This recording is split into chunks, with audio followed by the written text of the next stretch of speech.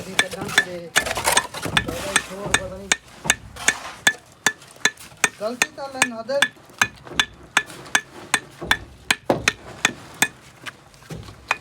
ਜਲਦੀ ਦੇ ਥੋੜਾ ਬਣਾ ਜਲਦੀ ਦਾ